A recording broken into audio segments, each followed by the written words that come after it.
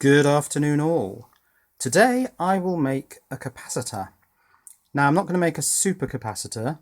I'm not going to put the carbon activated charcoal in here. I'm just going to make a electric double layer capacitor. So two metallic pie tins, Tart tins actually they are, and a separator, which is this cloth, and a gel, trying to decide which to use out of the face wash and the after sun gel. And then I'm going to charge the capacitor up, and I'm going to do it in a rather unconventional way. I'm going to charge it by switching my multimeter to ohms, which will put about 0.6 volts across this capacitor. I know it won't take much more than that because I have tried this already, and at 2.4 volts it just bubbled and oozed and turned brown, so that's no good. So clearly this electrolyte can only withstand, this is mostly water-based I guess, can only withstand a very low voltage across it, otherwise it starts to hydrolyze, I suppose it is.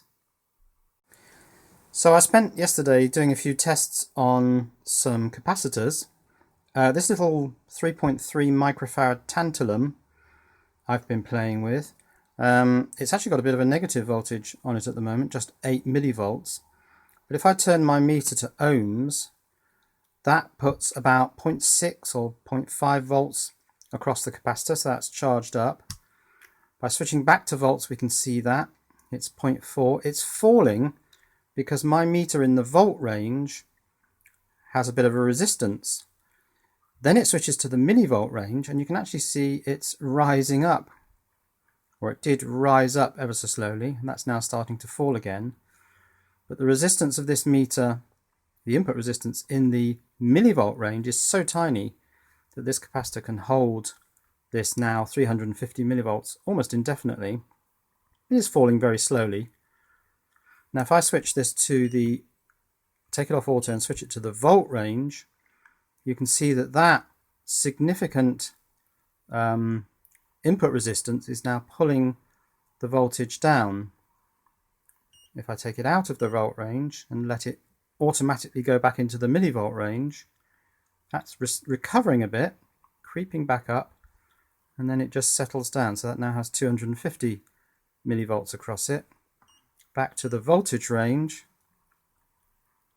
and that will track all the way down to 0 in a minute or so, because there is a resistance across this meter. Now it's quite small, it's probably several megohms.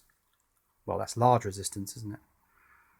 But this is what's giving me the ability to get a feel for how much capacitance, how quickly the capacitor drops to 0, and therefore what the capacitance is. This, remember, is 3.3 microfarads. I can actually show that on the capacitor setting, 3.33 microfarads. So, time to take these clamps off, separate the two halves of my capacitor, the Tart tins. That just comes apart like that. Nice imprint on there. And fill it with some goo. Now, the question is, which of these will I use? I think after sun gel, because after all, the sun has left. So let's squirt some of the after sun gel into here. I've no idea how much to use so that it doesn't all come up the sides. It's probably about right. Stick that in there, and the after sun gel has to kind of soak into that cloth. Now some more after sun gel. I don't want to underload it with electrolyte. And let's put the other Tart tin on top. Now is that going to ooze up? It hasn't yet. Yeah, it's making some nice oozing noises. Oh yeah, it's just starting to ooze up there. So that's probably about right. Okay, let's clamp it.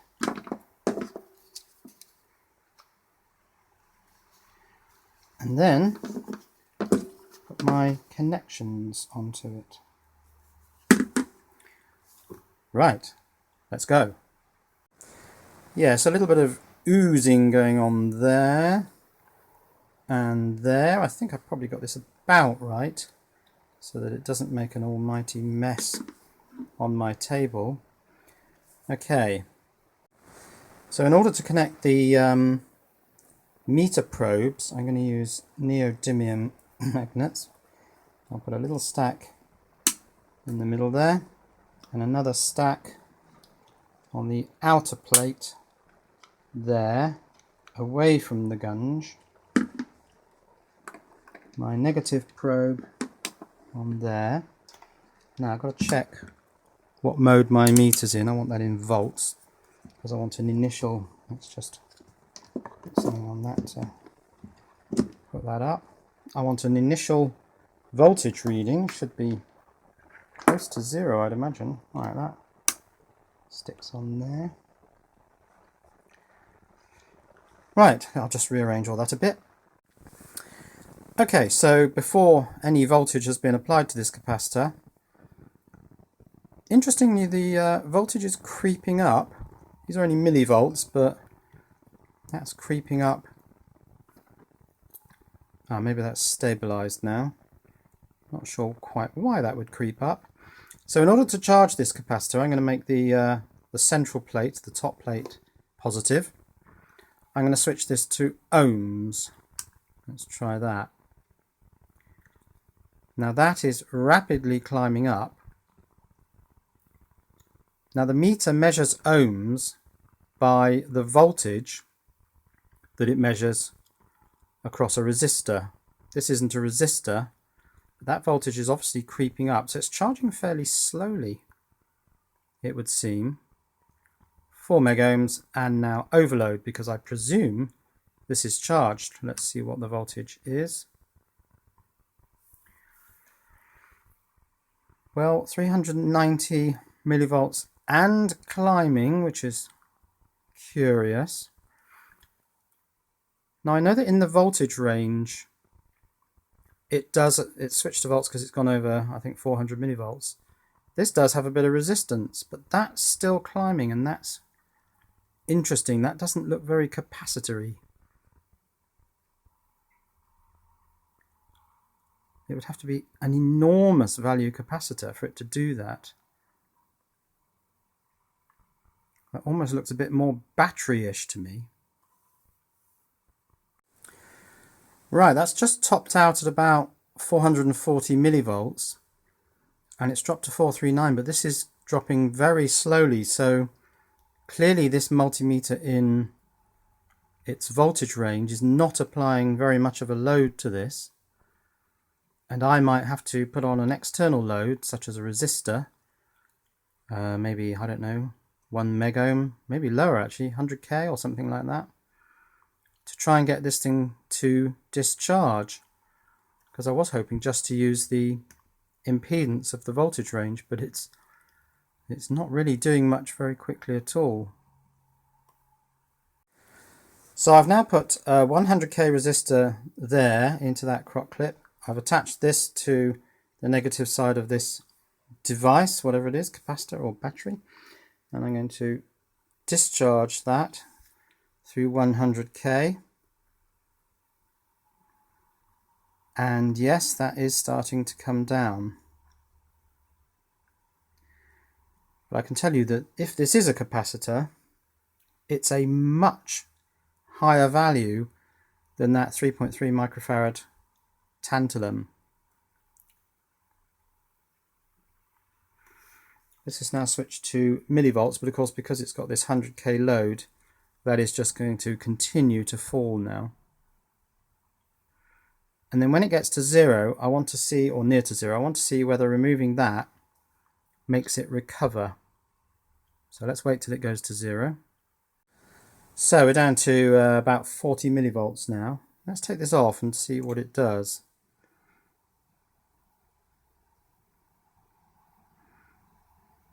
So is that climbing or falling? That's falling still. Nothing happens quickly in the world of big capacitors. And I can't quite see why that's still falling because there's no significant load on it. This meter in millivolt range is really a very, very high resistance. So that surprised me. That didn't happen with any of these capacitors that I was playing with yesterday. That's a 220 puff ceramic, 470N polyester, or I think it's polyester. 3.3 microfarad tantalum, and that's a 100 microfarad electrolytic. But certainly that's not shot back up to half a volt. So it probably isn't acting like a battery. Okay, let's see if I can charge it again by putting it back on the ohms range. It is a very slow charge, so maybe this is a whopping great capacitor. This meter won't measure it on its capacitor range because it only measures up to 100 microfarads. Ah, now that's got stuck. That's very interesting. That's got stuck at a certain voltage. What is that voltage?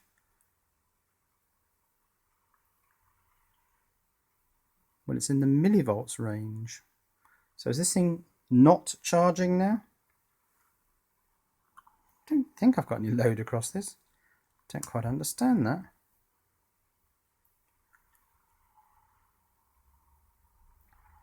I'm watching kiloohms here, but I know that there's a voltage related to this. But that does seem to have got a bit stuck, doesn't it? That's no longer charging. That's actually falling. Mysterious. So that's interesting. This device, this capacitor, if that's what it is, I'm not sure it is anymore, because it simply won't charge. The meter would read over range on ohms when the voltage across this got to about 0.4 or 0.5 volts, and it's getting nowhere near that. In fact, you can see it's only getting to about 100 millivolts, and it simply isn't holding that. That's just dropping away almost instantly. So this capacitor, which initially charged to half a volt and held that charge, has totally failed. It's given up. Now, is that something to do with oxidization on the tin plates? These are made of steel. I'm not sure what they're coated with, but I think I'm going to have to open this up and take a look at the surface of this metal to see if it's been affected, because it's failed. So let's undo these clamps.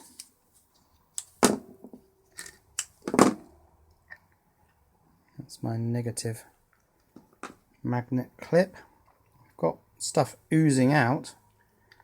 Let's take off my positive magnet clip and separate these plates, if indeed they will separate. Well, that looks completely unaltered. That's very shiny.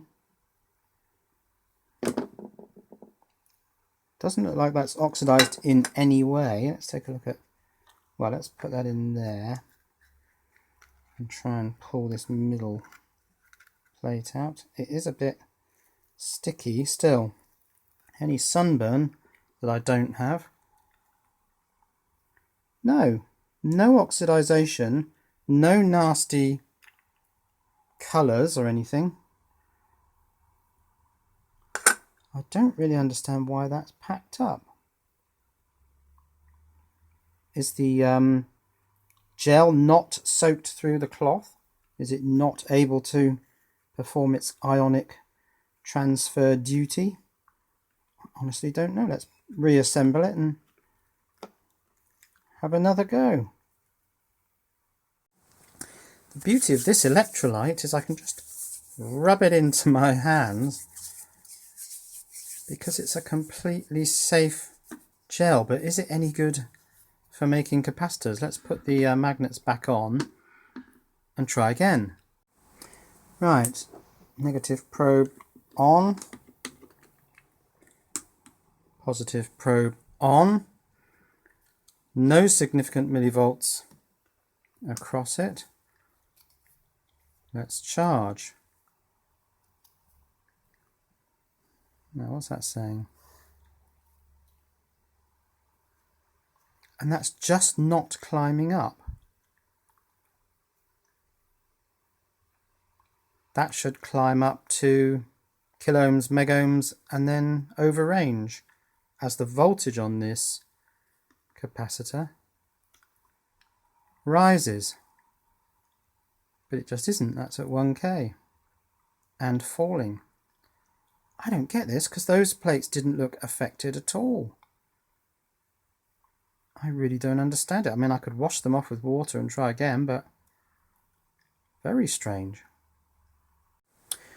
Well, I'm baffled. This thing now will not charge above about, well, less than 100 millivolts.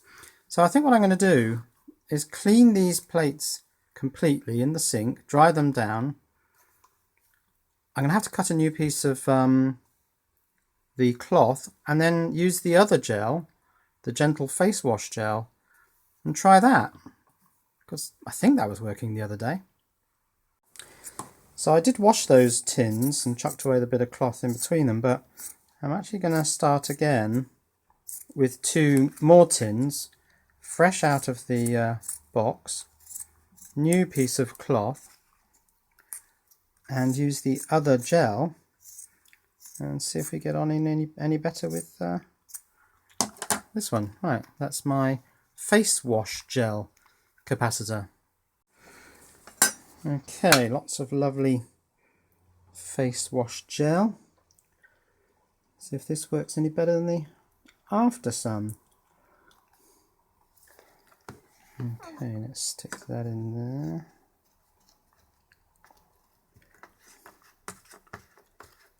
Try and get it nice and even.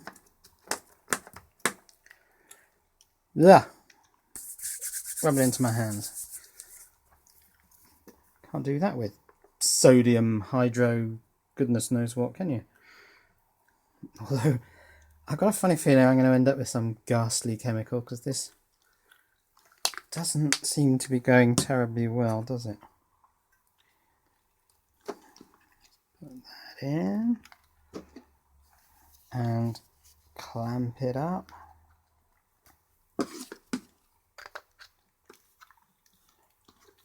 And try the experiment all over again. Well, I seem to have plenty of gel in this one. It's oozing quite a lot there. Right, let's give it a charge. 0.6 millivolts there.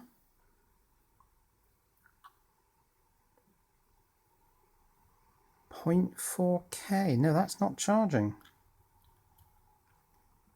I don't know why that's not charging.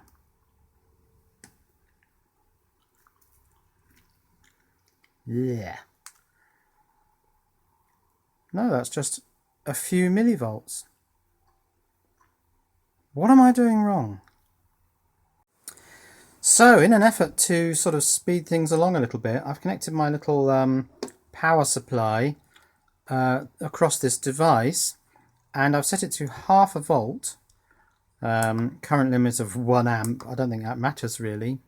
And if I switch it on, this very quickly shoots up to 0.5 volt, 0.5 volts, but it's not taking a significant current. That's just 4 milliamps, is it? Yeah, 4 milliamps. And it just sits there, and if I turn it off, this just collapses very quickly down to a couple of 100 millivolts. So it's just not holding it as a stored charge. It's holding it as something, but not a stored charge. So I don't know. I kind of get the feeling that this is a total failure. Now we could try upping the voltage a bit, but I know if I do that, that I'll hit a point where the electrolyte starts to break down, and it will start bubbling to hydrogen and oxygen. Let's perhaps just take it up to 1 volt. Perhaps I'll do that like this, so it doesn't massively overshoot. So that's 1 volt, and that's there across the capacitor, if that indeed is what it is. Let's turn that off.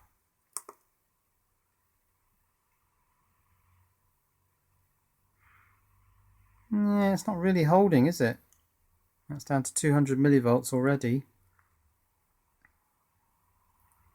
Now, I mean, I can go higher voltage, but I know it will just destroy this thing eventually. What was the current at 1 volt?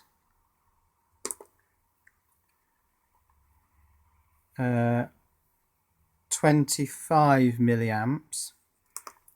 Alright, well, let's go to 1.5 volts. Switch on. 1.5 volts. So that's now 150 milliamps. So that's now starting to draw a much more significant current. But because I'm putting so much current through it, I'm going to start creating gases, and the metals are going to start coming away. Does it hold that 1.5 volts? No.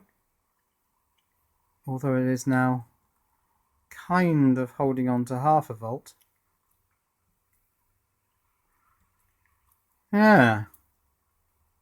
Not sure what I'm doing now.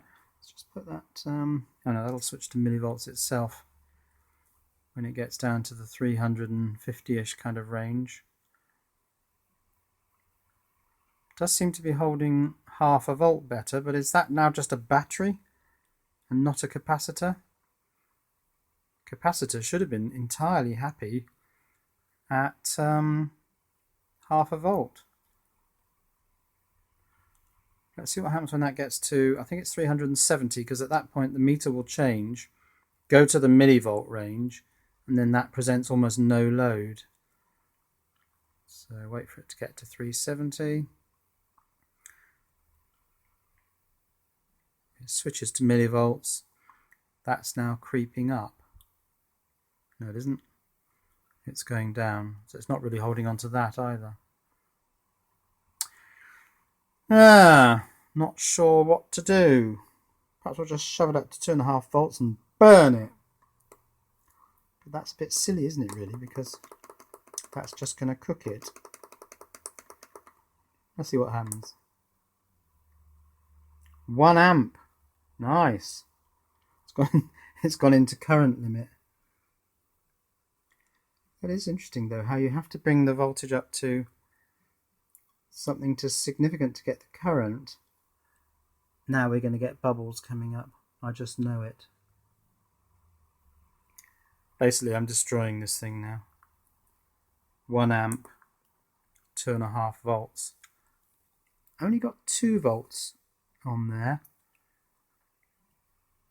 Yes, now I'm just going to get the camera in next to this device. I don't know whether that's going to come across on the camera, but that's really starting to ooze now. And if the microphone can pick it up, it's making some crackling noises.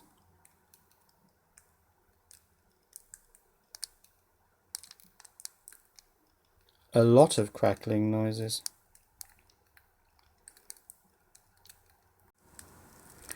Well, now the oozings have turned a nasty brown colour. It's still crackling away, but I am destroying this thing now. Well, I've pretty much destroyed this thing now, but it is interesting. I can do some tests on it. So, for example, at 1 volt, it's pulling 50 milliamps. Now, I mean, a capacitor, that's actually dropping a bit. A capacitor shouldn't pull a current. So this is perhaps not a capacitor anymore. In fact, I think what's happening is I'm doing kind of the equivalent of electroplating. If I turn that off, this drops fairly quickly to about 600 millivolts. And then the fall slows down. So let's take this down to, say, 80 or 0.8 of a volt. Turn that on. That's still drawing a bit of current, about 10 milliamps. That's at 0.8. Turn this off. This drops down again quite quickly to 0.6. So really what I want to do is find the point at which this thing draws no current. So let's try 0.6. Because this device should not draw a current. Right, now that's not really drawing much of a current, 1 milliamp. It's hard to know whether that's just an error in the display here. And that holds on to the 0.6 reasonably well. So probably from those tests I can probably only take the voltage across this device to no more than about 0.6 volts, because higher than that a current flows, and of course that's going to do something either like hydrolyzing the water, turning it into hydrogen and oxygen, or shifting the metals around and doing the equivalent of electroplating. So maybe that's taught me something I don't know. Something quite interesting here, that's holding on to about 400 millivolts.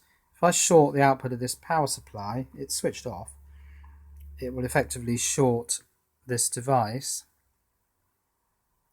So we're down to, let's put that back into auto. So just less than 10 millivolts. If I release that, this immediately starts climbing back up a lot, and that will climb all the way back up to about 400 millivolts. So this is definitely not behaving like a capacitor now, because a capacitor won't go from fully shorted right back up to 0.4 of a volt. So somehow I've modified this thing that it's, if it ever was a capacitor, it certainly isn't now. So let's take that apart and just see what that looks like. And you can see the stains on the mat are nasty brown colour, and there's some nasty brown goo in here. I'm going to try and get this apart now. And yeah, there is some tarnishing. Oh, it stinks of fish. Oh, and that's gone totally grey. That's completely oxidized or got coated in something, but that is just not the same colour as the original Tart tin at all. That's gone a matte grey. I'll try and get a close-up of that actually. So yeah, the inside of this tin, there is a bit of brown in there, but it's fairly shiny still, whereas this is all matte. Let's see if I can rub this coating off, or is it permanent? No, it's definitely tarnished or done something. Anyway, that is not the makings of a good capacitor. That is basically cooked. So let's clean all this horrible brown goo up. Now I do have the original 2 Tart tins, and they are in pretty nice condition, so I can make another one, but I definitely won't be taking it over 0.6 volts, otherwise you get this mess. So I'm going to have one last go at this, but I'm beginning to lose faith in this face wash gel as a viable electrolyte. Let's put that in there. Now I want to align these so the dimples line up, so that I don't get dimples pressing against each other. So that should be lined up with dimples at the top. A bit more gel. I think this one is more like a soap.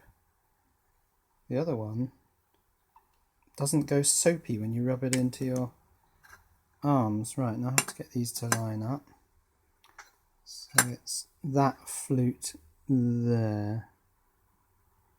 Lines up like that. Right, let's put the clamps on that. Right, so third attempt, no significant charge on that. Is that millivolts? Yes, so that's 0.9 millivolts. Let's go into ohms.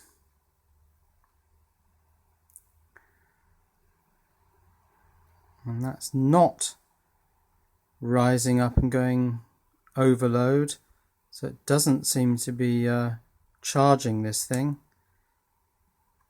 No, that's just not taking on a charge at all. So is this a total failure, or should I get that power supply back out and just sort of pump half a volt into this thing and just leave it to try and somehow, I don't know, condition it? Maybe I'll give that a go.